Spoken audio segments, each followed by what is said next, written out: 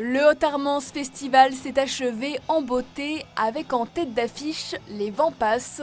Le groupe de rock a enflammé la halle d'Hérisset samedi 14 octobre. On vient partout où on nous invite, nous. Si on nous dit de venir, on vient. On n'est pas chiant. On ne connaissait pas, c'est une occasion de visiter. Une vieille halle comme ça, je ne sais pas combien de temps elle a, mais elle est magnifique. Ça change des salles toutes modernes, toutes noires. Tout. Là, non, ça a une vraie vie. Non, c'est bien. Chaque année, le festival itinérant se déplace dans l'Aube et dans l'Yonne. Pour cette édition 2023, 31 concerts ont été organisés dans 11 villes différentes. Objectif pour les organisateurs, aller au plus près du public. D'apporter en fait la musique et la culture sur une zone où on va dire il se passe un peu moins de choses. Et l'idée c'est de plutôt aller au plus proche des habitants plutôt que de les faire venir à nous sur un gros événement.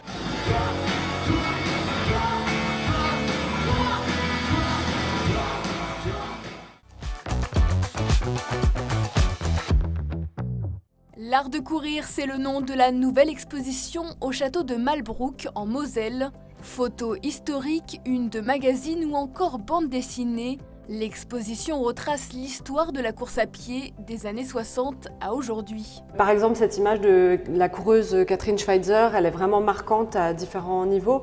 En fait, c'est la première femme qui court le marathon et elle le fait de façon clandestine.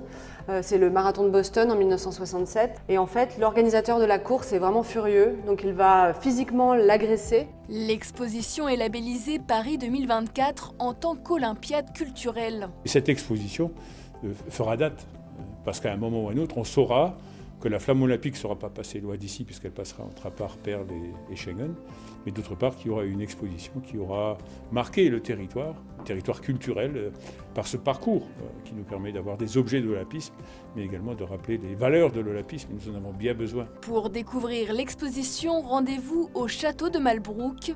L'art de courir est visible du 13 octobre au 3 décembre 2023, puis du 16 janvier au 31 octobre 2024.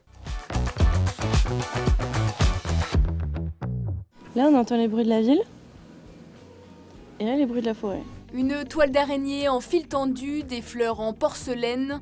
Le sentier des chênes de Vittel dans les Vosges est une véritable galerie d'art en plein air. Une initiative du parc de loisirs Vittel Ta Nature. Le concept, c'est que les œuvres restent sur place et qu'elles soient pérennes le plus longtemps que les éléments et la nature le permettent. Donc elles vont vieillir un peu aussi dans la nature. Au total, 10 sculptures peuplent ce parcours d'1,5 km. Cette pièce s'appelle l'Égaré. C'est un peu cette entité qui se balade dans la forêt. On ne sait pas si elle est en train d'être construite ou si elle est détruite. Il lui manque des membres, on ne sait pas si elle est achevée ou si elle est en train de... Elle continue d'être transformée. Place donc à la contemplation et à l'écoute de la nature environnante. Le Sentier des Chênes, première édition, est en accès libre.